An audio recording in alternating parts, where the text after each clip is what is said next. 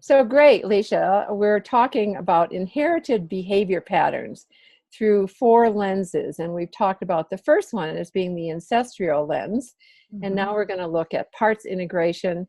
The third one is about cognitive behavior therapy. And the fourth is to really look at the neurobiology of Mhm. all of this. Mhm. And so the second part is going to be looking at parts integration, which has really been interest of mine. I think I started working with parts integration about, I don't know, everything's 30 years ago or 40 years ago, but it seems like it really is that long. I went into the back country, as a matter of fact, and took a book, Ira Prokof's At a Journal Workshop, and did some journaling and learned about parts integration. He didn't call it that, but he really talked about dialogue. And the Mm. dialogue tool has served me over all these years and is part of what we teach in our school because it's so powerful. You know, we have all these different parts of ourselves, and um, how to look at the ones that maybe are more in the shadow, that aren't really maybe working underneath, and need to come up a little bit. So the idea of having a dialogue with, I can have a dialogue with parts of my body. I can have when I wrote my book, I had a dialogue with the book, it was telling me what to do. And, it can be events, it can really be anything. I'm sure you've had some experiences like that as well.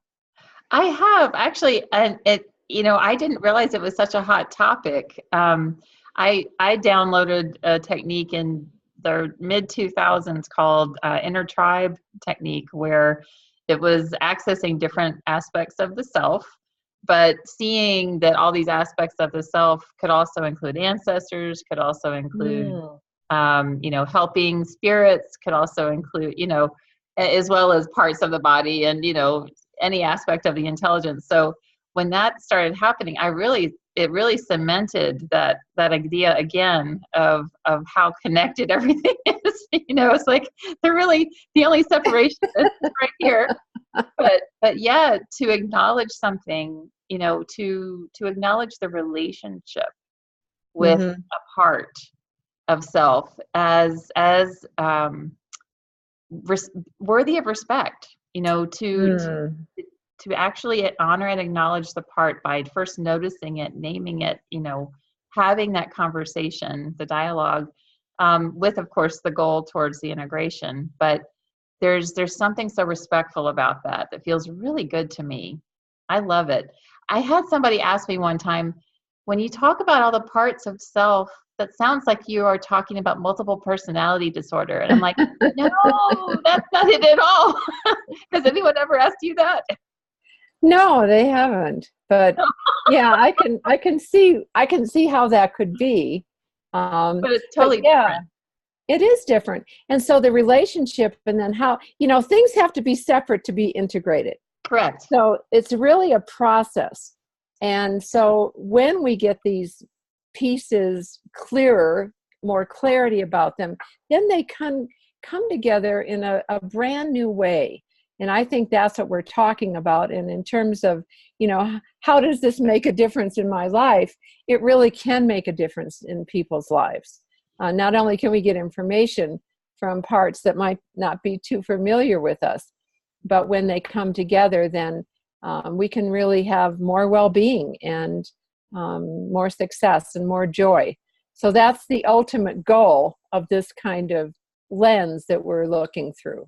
I definitely agree with you, Linda. I have noticed that parts work comes in handy really beautifully when I feel like there's an anchor behind me, like I'm not moving Mm-hmm. forward in a way that I want to consciously. There's like, I keep feeling that there's something slowing me down, or Mm-hmm. like I'm dragging something heavy behind me. And that's actually my cue to stop and look and oh, there's an aspect of Uh-huh. my 2-year-old is back here saying, no, I'm not going anywhere, you know, or, my resistant 47-year-old who doesn't want to be seen in the spotlight, or, it's fascinating to me.